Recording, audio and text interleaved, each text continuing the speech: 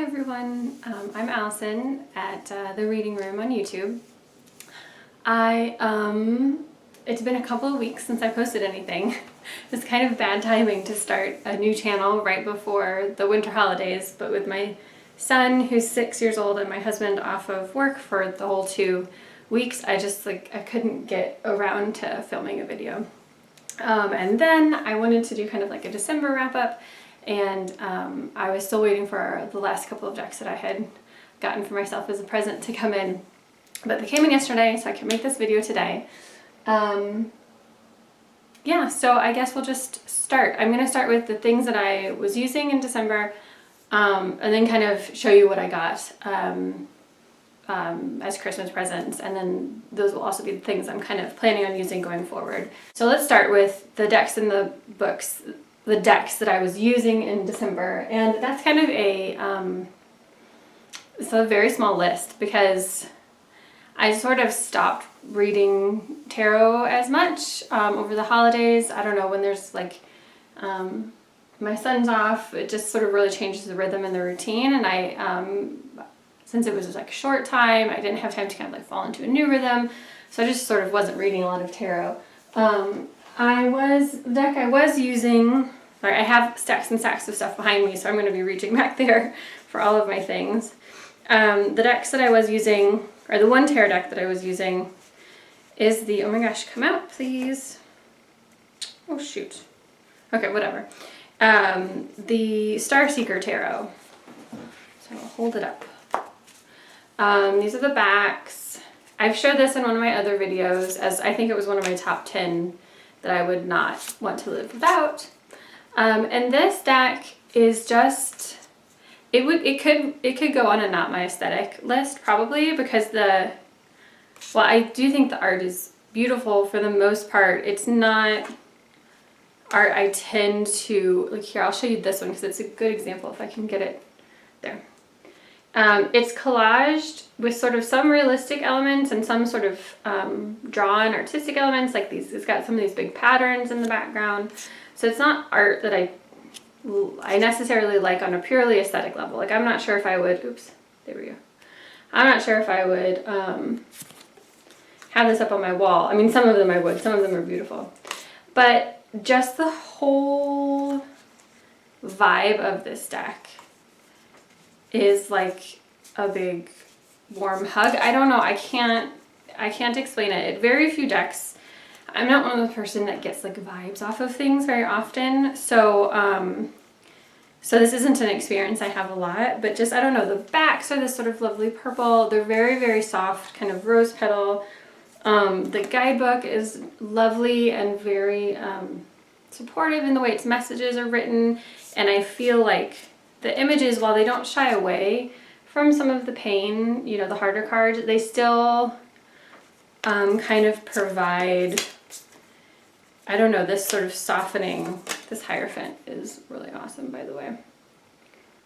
So, yes, I got it around this time last year and used it throughout these kinds of winter months, and that seems to be what I'm doing again this year. Kind of put it away for most of summer, and then I picked it back up at the end of November. And then the Oracle deck that I've been using a lot is the Seasons of the Witch, which I talked about in my 7 Deadly Sins, because I get a little ranty about this deck because I cannot with the text on this deck. I just cannot. It doesn't, most of them don't make any sense. But to be honest, I was really pleasantly surprised with this deck. I thought the vibe was really, just fit the season very well. It was dark, but still kind of snuggly. I did a couple of the spreads in the book, and I had some really good readings with them. I'm sorry, I'm looking at the cards and I'm not showing them to you, which doesn't make any sense. I figured that you guys have seen a lot of these. So in the end, I had a really good time with these, and I'm glad that I have a deck that is Yule focused. I have had a couple of people tell me that they don't like their Yule to be so witchy, so they have not kind of gotten this deck, which I totally understand. This deck does not feel like Christmas to me if you celebrate Christmas. It's not that sort of like bright colored, flashing lights, Santa in a red suit Christmas. It feels much more like the snowy cold season of Yule, and it wasn't cold, it wasn't snowy, it was actually like 65 degrees on Christmas. It was nice to have this deck to kind of be able to go into that Yule feeling, since it wasn't that way around me. So, and I was working with this, just pulling one card a day. I got it in late, so I didn't start, it was basically for the 12 days of Christmas, to be honest. I started like mid-December, and I just pulled up through Christmas, and then, but I did do a couple of spreads at the end, which I liked. I had fun with.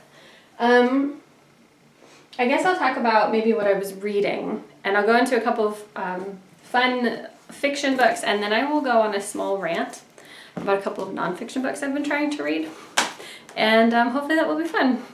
So I'm just pulling up on my my iPad. Most of the fiction books that I read I get from the library, and lately that means I've been getting them as ebooks. So I'm hoping I can show you the covers on my iPad. So I started this month by reading a book called A Master of Gin by P. Daly Clark. J. Clark, I think. Is this, can you see this picture? There we go. That's the cover. It was really good. It takes place in like an alternate history Egypt.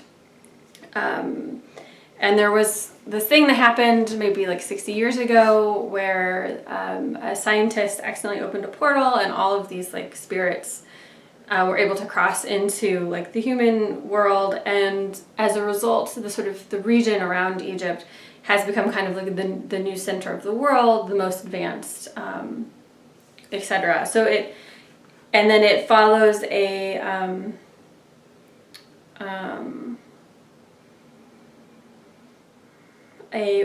female, she's like a government agent essentially, in like an agency that works in sort of all these, you know, spiritual, like mystical related events that are happening, as she like solves this mystery and tracks down this crime. And it was really so much fun. It was very, very well written. I love reading fantasy that kind of plays with these tropes that we've all gotten really used to, that plays with the settings and the traditional, like, these are the good people, these are the bad people, you know, this is what the world looks like. It's medieval Europe, you know, but setting it in Egypt, and kind of mashing up all of these different genres, fantasy, police detective, all of these different things. So that was really, really fun. I very much liked that one. The next one that I read was called A Marvelous Light, so I will look that one up. Oh my god, this is so silly. I wish I had a better way to show this to you, but all I have is my pad, because I actually read them on the Kindle Paperwhite, so that would have been black and white if I had brought that to show you guys. So now I'm trying to actually show you a picture of the cover. So A Marvelous Light is another kind of mashup of different sort of genres. Here, I'll show this to you. It's hard to see. Marvelous Light. It's by Freya Marska, and it's romance. It's like gay romance meets Edwardian historical fiction meets fantasy, and it was amazing.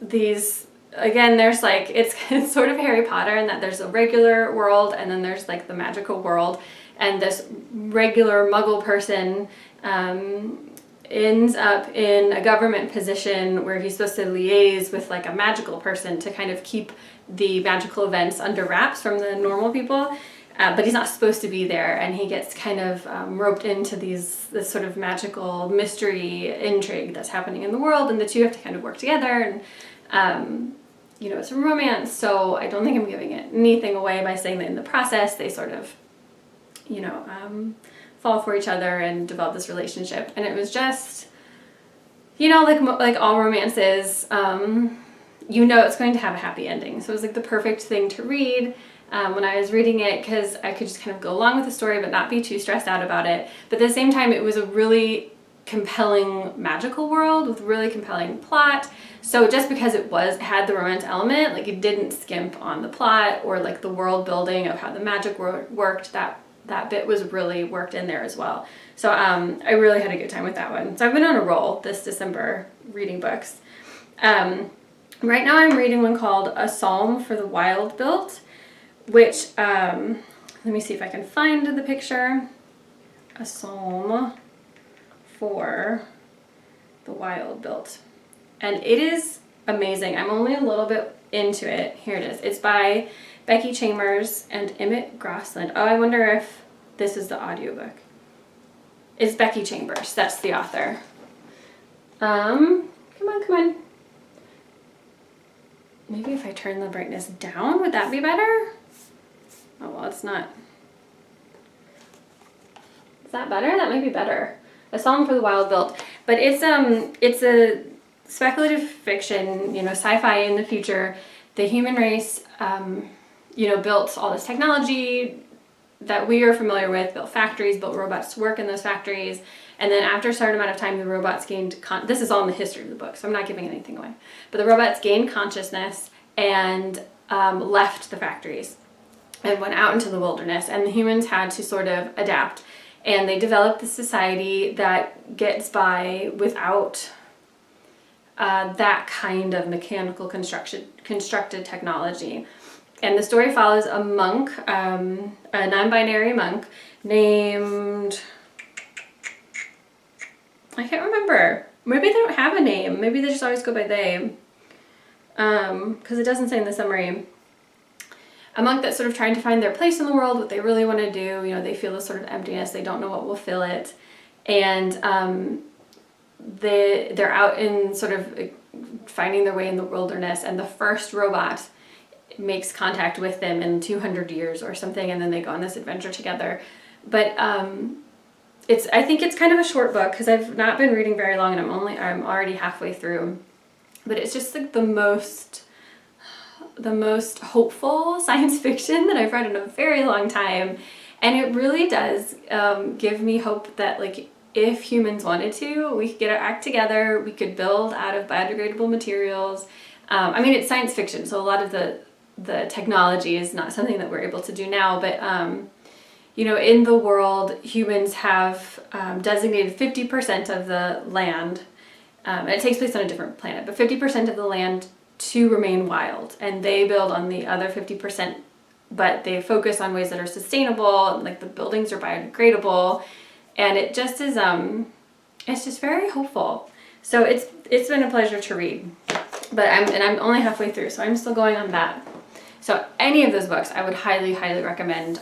It's been a long time since I've found that many books in a row that I really, really enjoyed reading. So I've been having a lot of fun reading fiction. Now, my ranty books. These two ones. Oh my gosh. Okay. I'm going to start with this one because this is the one I read most recently. It's called The Care of the Soul by Thomas More. I had seen really good reviews about this one. I read the back. The intro is about how modern day society and specifically psychiatry is really focused on fixing problems, trying to get better all the time.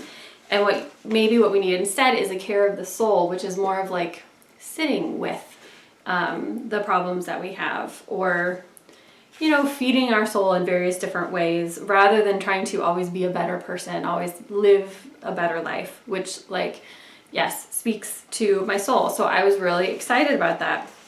And then in like the first real chapter of the book, it gets into this section about the myth of family and childhood. And it starts talking about archetypes. Okay, I do tarot. I love archetypes. Sounds really good. Awesome. But it just, I feel like, so this book was written in 1992. And I feel like we have come so far in how we talk about gender, traditional gender roles, even in the way that they're reflected in the traditional archetypes of like father and mother, that reading this book, I cringed so much. The mother part was bad enough. It sort of really focused on Demeter, and it talked about, or Demeter, it talked about how talked about her kind of as like the overbearing, overprotective mother that Persephone was like forced to leave in order to have an adventure and grow as a person, which, like, fine, I get it. It's a little Freudian, you know, a little like mother blaming, but okay, that still is a thing, fine. My real big problem was when it talked about the father, and I just have to rant about this because no one in my household cares. Like, I've tried to rant to my husband, and he just is like, he's not into story and archetype the way that I am, and so he just was like, okay, it sounds terrible, but why are you reading it then? But it sort of was talking about the archetypal father, and it used Odysseus as the ideal of like the soul's archetype of a father, which I just can't get past. Because for me, Odysseus was like a terrible father. He spent the entire book, many years, not being home and not fathering his child. And I can't remember if it's in the Odyssey or just in Circe, the book, the recent novel that was written. Like in Circe, you know, because he spends some time with her and on her island, like having a relationship with her. And then in the book Circe, she has a son, and then Odysseus leaves, so he also does not father that son. So I don't know if that actually happens in the Odyssey. It has been a very long time since I read the Odyssey. I just feel like it's one of those books that like old white men really love to talk about, and I remember reading it and just finding nothing to grab onto. But the fact that Odysseus is held up as the ideal father archetype is just not something, it's just not something that I can get behind. I mean, they talk about how he is on the sea, sort of like finding himself, like having to go into the unknown, which is fine, but that, to me, that's a different archetype. That's not a father archetype.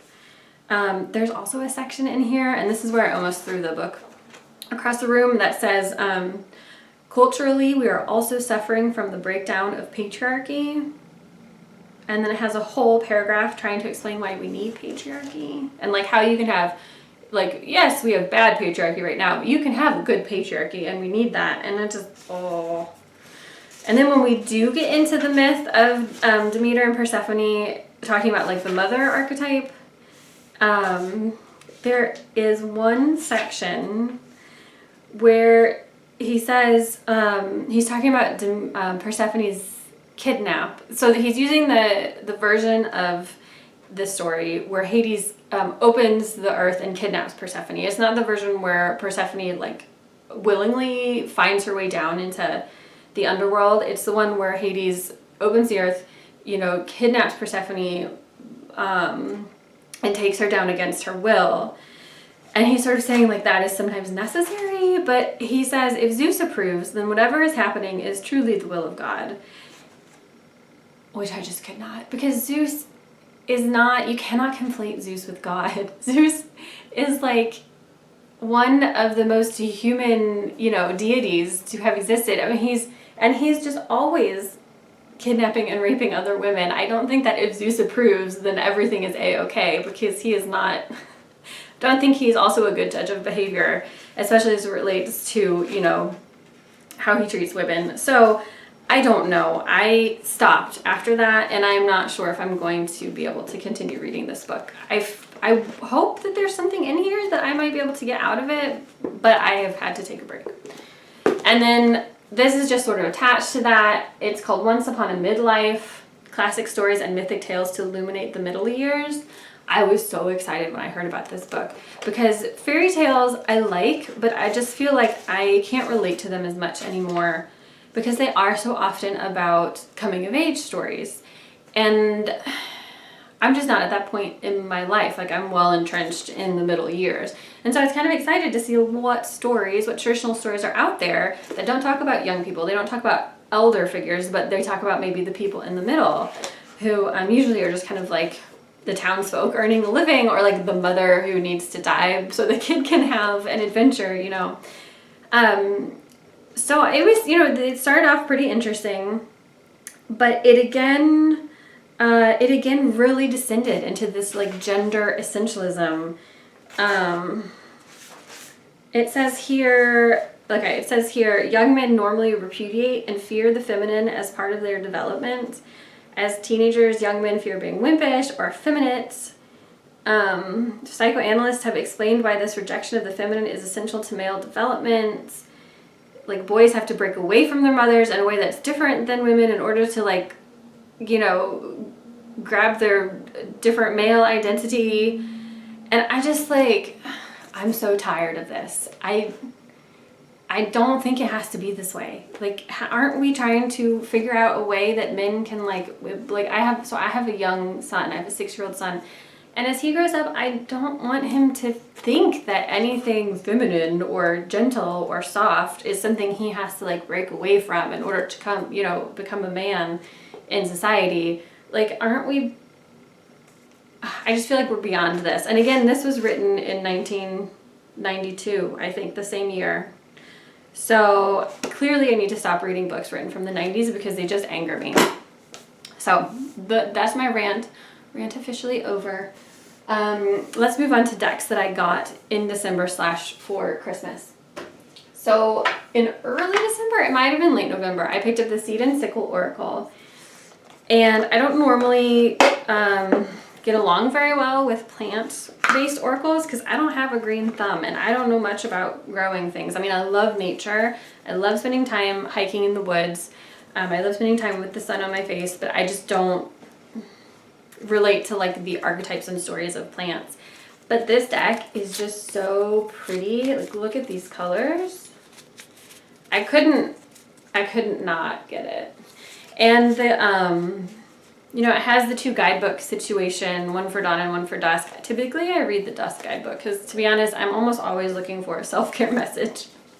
But it's nice. I mean, most of the guidebook entries include, like, a little story about the plant, and kind of how it's been looked at, how it's been thought of in human stories, which I think is interesting. This inside of the box is just so pretty. It just was so pretty. And the colors make me happy, so I had to get it. So that wasn't technically for Christmas, but I got that. And then I also got the After Tarot because I found it used somewhere and it was pretty cheap. It was like $12. So I thought, why not? I think it's fun in the way that it changes the story. You know, its deal is that these are images of the Pamela Coleman Smith characters and scenes, but, like, a few moments after the cards that we're used to. So I think it's more obvious if I get to the minors. So you have, you know, the scenes are slightly different. They're not always extraordinarily different, but they're just slightly different. So here, like, all the other fighters are knocked down and one is still standing. Let me see, what's some of my favorite ones?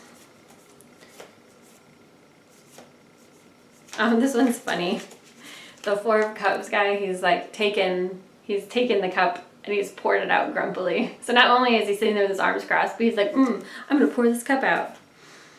Some of them are pretty intense. Like this 5 of Cups, there is a person in the water, I guess drowning, that this 5 of Cups dude has turned his face away from. So that's pretty intense. You know, and some of them are just sweet, like in the 10 of Cups, the family that's usually there is now having a fire. So that's about it. See if there's any other good ones. Like the 3 of Swords, the hearts being healed. I mean, this deck has been around for a while. Mostly I just got it because I liked the color scheme. It's kind of like the Pam D, or I think it's called, like, the original 1909. I don't know. The one that, not the traditional US Games coloring of this, but the coloring that I think Los Scarabeo does. But I like the line work better. So I just thought it would be nice to have this coloration of this deck. I haven't actually used it yet because I got other ones, but it's fun to have. I'm glad I have it. I'm glad I found it for a good price. Okay, so moving into decks that I got for myself for Christmas, because sometimes that happens. We just all bought our own Christmas, well, we got stuff for our son, but the other adults just kind of bought our own Christmas presents this year. I got essentially, I got 3 Rider-Waite Smith mass market decks that I had sort of had on my list forever, but had never got around to getting. And I just went to that website magic.com, where usually they're on sale and they have 15% off, and you can get free shipping if it's over a certain amount. So I just ordered a few of these things. But this one you probably know of. It's come out recently. It's been making the rounds. It's kind of a vintaged, recolored version of the Pame. And I like it. It's good. It's a nice size because it's the smaller, it's the smaller car size. It's slightly thinner, I think. The ones that come out from Lo Scarabeo, however you want to say it. So that's been fun. I've been using that one. I got the Bianco Nero, which I've had on my list forever and a day. And I really like, there's a lot of like sexy bodies in this one, which is not always my thing, but I do like, and actually the black and white is not always my thing either. I tend to like decks with color, but this one is done, the line work is so, see here's a very sexy body with a low cut, low slung pants. But I like the combination of this really detailed line work and then the thicker sort of woodcut type. Like her hair is sort of like that more wood, what is it? Wood carved, when you carve out the blocks of wood and then you stamp. You can kind of see it on this one. His, their clothing there at the bottom is kind of like that, but then the other details are very finely drawn. So yeah, I just kind of had this one on my list for a while. Some of it's a little weird, like this, the fool with that hat, but most of it's pretty cool. I really like, oh my gosh, this Queen of Cups is really awesome. I'm trying to move my fingers. I'm gonna see if I can find the Empress, because I really love the Empress in this one. This guy, the Ten of Cups guy is like, I think he looks even more self-satisfied than in the Rider-Waite Smith. Where is the Empress? Let's see. This King of Swords is hilarious. He's like half undressed, just threw a blanket over his legs. Oh, why is Summer in here backwards? Okay, I will find her. Here she is. So I really like this version of the Empress. I think it emphasizes the Marseille version of the Empress that is, as a ruling entity in and of herself, instead of just someone who, as Tom Benjamin would say, is a royal uterus or, Mother Earth or something. So that's her and the Emperor together. So I really thought that was, again, like the King of Cups is so cool with the octopus friend. So I don't know, I think it's cool. We'll see how much I use it, but I was glad to finally have it in my collection. It's been on my list for a very long time. And then last, I probably won't get them out because they're kind of a pain to put away. I got the giant Rider-Waite Smith just because it was fun. Like I needed something else. And I just thought it would be fun. I have the mini one, not the keychain one, but I have the mini version, and I have the one in the tin, and I have a normal centennial, so I thought this would be kind of fun. They're so big. This is how big they are. And actually it's weird, like the backs look zoomed in. I wish they had done the backs, I don't know, not so zoomed in, but yeah, I don't know. They're fun to have. I haven't used them yet, but I do want to read with them because I really like big cards. I mean, these are really big cards, but I tend to like oversized cards because they feel sort of nice to hold. Let's see, and then the ones that I was waiting for. So I have been wanting the Red Seed Oracles. But they're from a person in the UK, and the shipping from the UK to the US these days is just so much money. To get all 3, I think would have been like $45 in shipping or something. It was a lot. But I found them on Etsy. Someone was selling all 3 of them at like the normal price that the creator would sell them at, and I just didn't have to pay that expensive shipping. So I picked these up because they've also been on my list for a while. I don't really have a goddess deck that I work with, but I really was drawn to the artwork of these decks. I find them very powerful. I like the statements on the bottom. I like that the information is back here, it's digestible. I really like that there's a quote for each one and that there's a challenge and a gift for each one. So I kind of all those things together. Having them in my hands, I'm not as bowled over as I thought. All of the things that I wanted are still true. The text on the back is not super consistent. There are some like little errors or whatever sometimes. Sometimes, like, instead of having a text, like a description of the goddess, there will be just a poem about that theme, which, like, I would rather have a description of the goddess. Sometimes, sometimes there's one, if I can find it, it's in the Red Seas 3 that I was using the other day.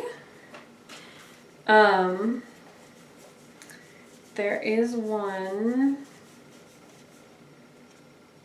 like, okay, so I pulled I Am Force, which awesome, and it talks about a goddess named Bia, and I think it's cool. These cards tend to focus on Greek and Roman goddesses. Not always. There are quite a few like Sumerian, Babylonian goddesses as well, and I'll get to that in a moment. But there are quite a few Greek and Roman sort of figures that I have never heard of before. So that's kind of fun. But anyway, the text on this one is talking about so it talks about who Bia is, but then it talks about how she is a persecutor, one of the 3 roles in the drama triangle. And it talks about the drama triangle a little bit and something called the empowerment triangle. And then they go #powerofted.com.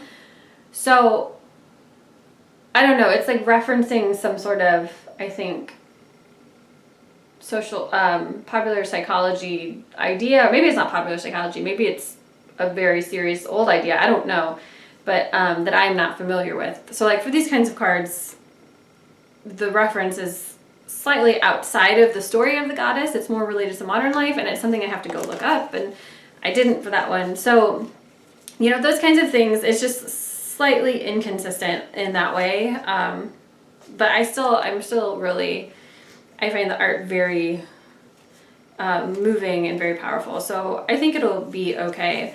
The other thing that I didn't really quite process until I had these in my hands is I'm not sure, I haven't really gone through them yet, but there doesn't seem to be a big emphasis on diversity in the decks, despite the fact that there are some, like this is Lakshmi, for example. Like there are some goddesses from other cultures that are not, Western cultures. There's quite a few in here from like Sumeria and so forth. But there's just not a lot of difference in skin tone. There's more, I think, in the most recent one. So just for example, these are 3 that I pulled out. There's the Black Madonna. There's Artemis Ephesia, who was an ancient goddess of the Ephesians. And there's a whole thing. And then this one, I Am Social Justice, is Themis, who's an ancient Greek titaness. So, and there is, the reason why I like the art on this deck is because of the different, like the sort of messy bodies. These bodies aren't perfect. They're not smooth. They're not pretty. They've got these lumps. They've got, weird kind of angles. They've got, places where they bulge and breasts that aren't pert and perky. So maybe I should have done a nudity warning because these are just 100% nude, but oh well, too late. So I don't know, but part of me is wondering, like, you know, I don't know if there could have been more diversity in skin color, if there should have been, just because of the goddesses that are being pulled from. So I don't know. I've not looked into it very much. Those are just kind of, I've been using them for like a day. So those are the things that I have thought of when I first got my hands on them. That I was like, oh, maybe I wish that had been slightly different. And then the last deck that I got for Christmas is the Tree Spirit Tarot. I saw this on Rose Honey Rituals channel, and I don't know, I just bought it that day, which is very unlike me. Usually I watch 100 walkthroughs, I put it on my wish list for a few weeks, and then I end up buying it. But this one what happened was I just was on eBay, and I happened to find it with the book for a very good deal, because the book is actually kind of expensive on Amazon. And so I just kind of jumped on it. And I was like, well, it's Christmas. I love trees. When I do use plant-based decks, the cards that I connect the most with are the tree cards. So I just thought, why not? I think I'm going to be using it more as an oracle, because the author does match the trees up to the tarot meanings, but she switches some associations. I think wands are still fire, but she has them as thoughts, swords are still air, but she has them as actions, which is not how I, think of things when I'm reading tarot. And there's just a nice amount of each tree. Like, they really go into the tree and how it behaves as a species, how it behaves as a tree. Like, the birch tree, is it the first one that grows, on the edge of a forest or whatever. And then sometimes she'll go into like the tree in human culture and how we've sort of talked about it or told stories about it. And then there's a message and a challenge. So I just think, I don't know, sort of an impulse. And I really hope this one was the one I was waiting on the last, so I haven't worked it at all, but I'm excited to kind of do some pulls, probably like oracle card related pulls. And then I wanted to say, one of the other things that I've started doing is I have learned I wanted to get back into crocheting. I used to knit and crochet a little, but I never got very good at it. But I've been wanting to try to buy less decks and spend more time with my decks. So I thought one of the ways that I could is try to make some handmade little bags for them. So I've been teaching myself how to crochet with the help of some YouTube videos, which I can post below. So this one was my first one, which is sort of this side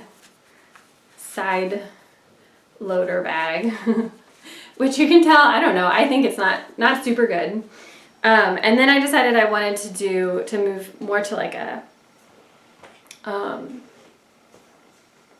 what is this called? This kind that cinches, drawstring type bag.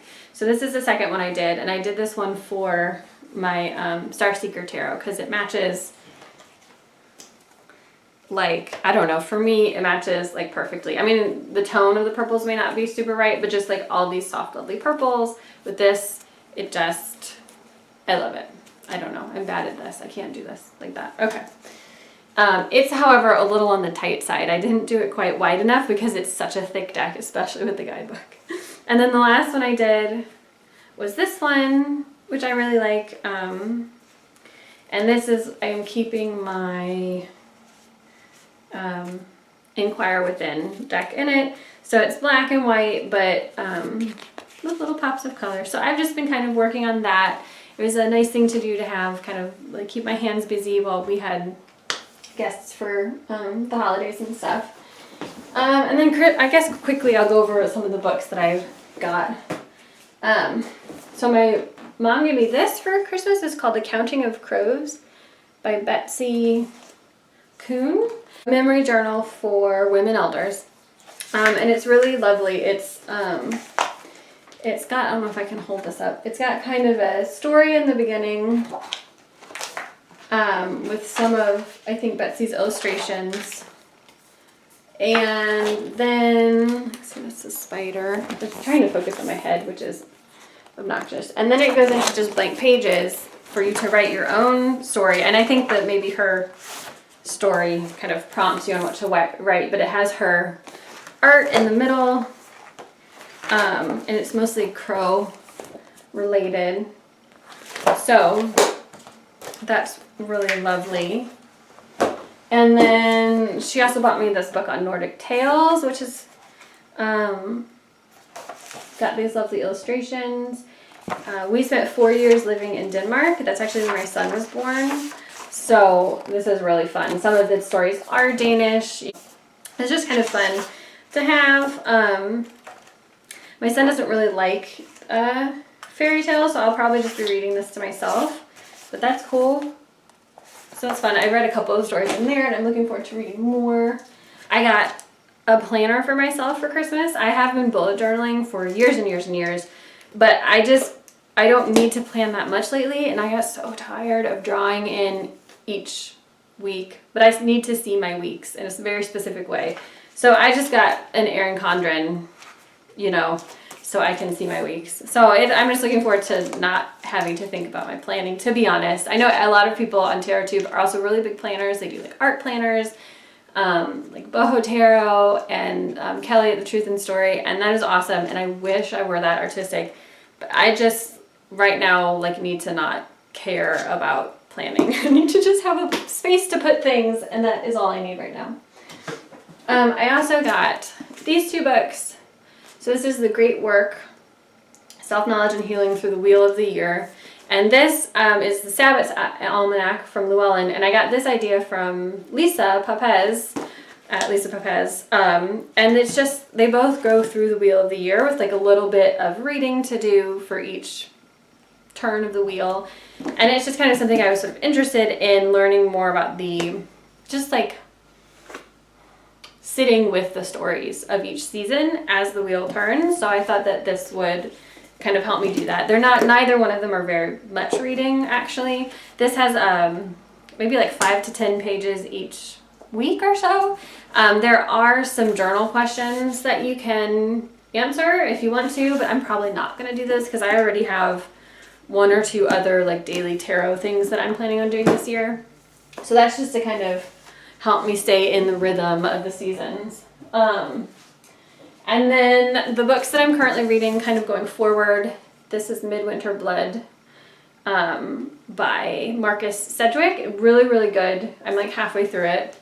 So that is exciting. And Little Weirds by Jenny Slate, who I bought the book without realizing that Jenny Slate is the person from Parks and Rec. I think her character is hilarious on Parks and Rec. She's one of my favorite side characters. I get so excited when she comes around when I rewatch the seasons. And this book is amazing. It's so weird, but so good. And I am underlining so many things. It's one of the most unique and unusual books I've read in a long time. It's just a collection of essays from her about life, about her life, about stuff, about her getting a divorce and feeling single again and longing for love again, and it's so good. So I'm reading it little by little, just kind of treasuring it as I go.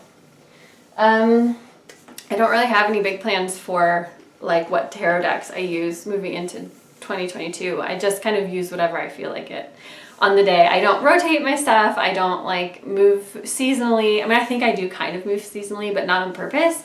So I just kind of go with what I feel like using that day. Yeah, I have a basket of decks down here that I keep by my, out within arm's reach. And then I have a bookshelf in my closet that I usually can see from where I'm sitting at my table.